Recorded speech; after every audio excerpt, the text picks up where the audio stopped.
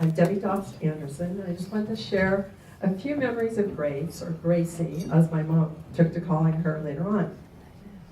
Grace was our neighbor and dear friend. She was my mom's co-worker and chemo driver. She was my dad Dusty's political consultant and fact checker.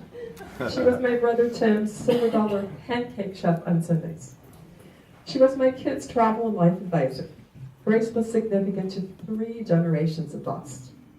To go back, when we moved into the Portada home in Whittier in 1964, Grace brought a very young Billy over for a visit. It was a bit later, though, when Grace called him Charlie Brown every day. Alyssa was 3 at the time, and I think even then she was plotting on how she could convince her mom to decorate every single item in her bedroom purple.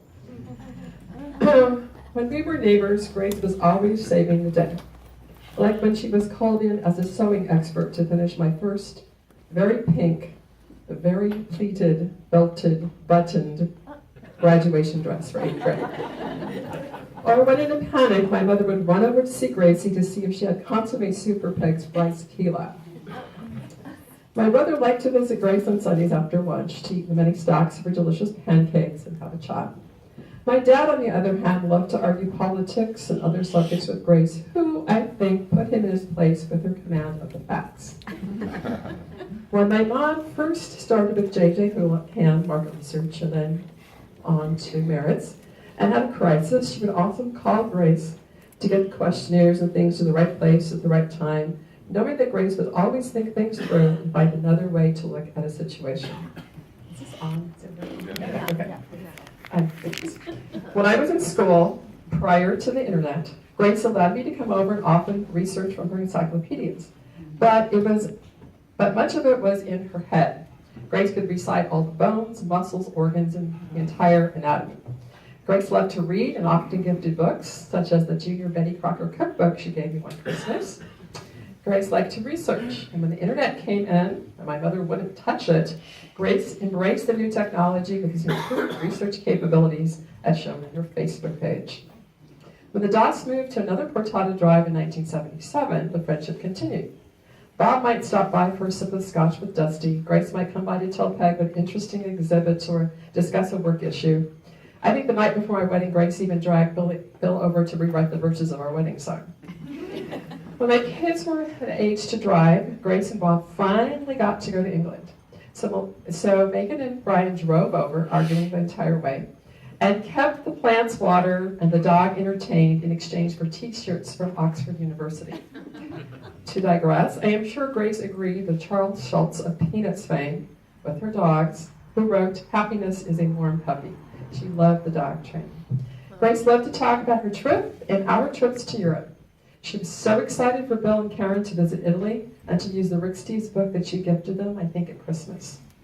When my mom was sick, Grace was a blessing. She drove her all the way to Torrance for many chemo treatments.